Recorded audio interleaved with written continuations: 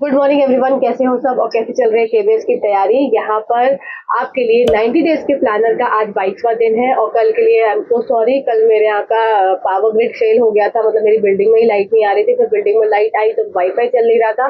तो आपके लिए जो डेली का शेड्यूल मैं लेकर आती हूँ वो टारगेट में नहीं दे पाई थी, पर मैं ये मान के चलती हूँ कि आपने वो समय गवाया नहीं होगा। जो पिछला रह गया होगा उसको रिवाइज किया होगा और या फिर जो आपका छूटा होगा वो आपने कंप्लीट किया होगा। ठीक है, आज 22nd डे है जिसमें कि बहुत इंपॉर्टेंट टॉपिक आज कवर करेंगे और आज के इस इंपॉर्टेंट टॉपिक को कवर करने के बाद आपके सिर्फ 2 से 3 टॉपिक रह जाएंगे इंग्लिश में। और आज के टॉपिक से आपका 4 से 5 नंबर का क्वेश्चन फिक्स है, केवीएस में आना फिक्स है, मैं बोल रही हूँ। तो ये टॉपिक बहुत ज्यादा इंपॉर्टेंट है। इसके लिए आपको एक बेस बनाना है, तो वो आपका बेस बनेगा टेंसेस से। तो आज आपका काम क्या है, टेंसेस को कवर करना।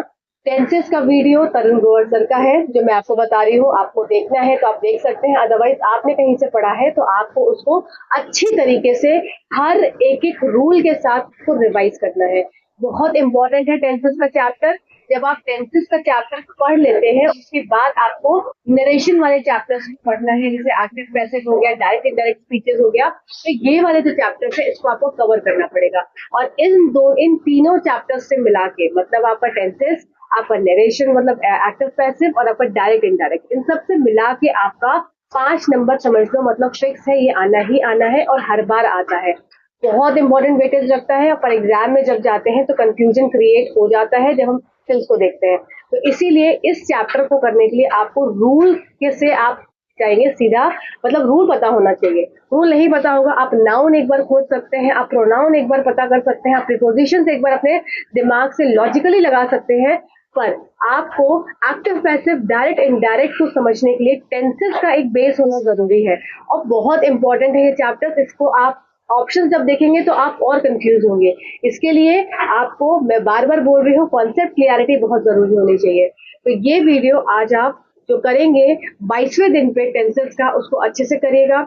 5 आवर्स का वीडियो है, बड़ा वीडियो है, नहीं हो पाएगा आपको। मैं आपको बता रही हूँ कि अगर आप उसको अच्छे से करेंगे, आज स्टार्ट करेंगे तो आपका 2 दिन लगेगा। आपके पास समय कम रहेगा, आप उतना समय नहीं दे सकते, तो आपको इस चैप्टर को करने में 3 दिन लगेगा। तो आप इसको समय दीजिएगा अच्छे से, हवा में भगा भगा कर मत करिएगा। हर एक एक इम्पोर्टेंट पॉइंट्स को जहां जहां रूल बताए जाए उसको जरूर नोट करिएगा।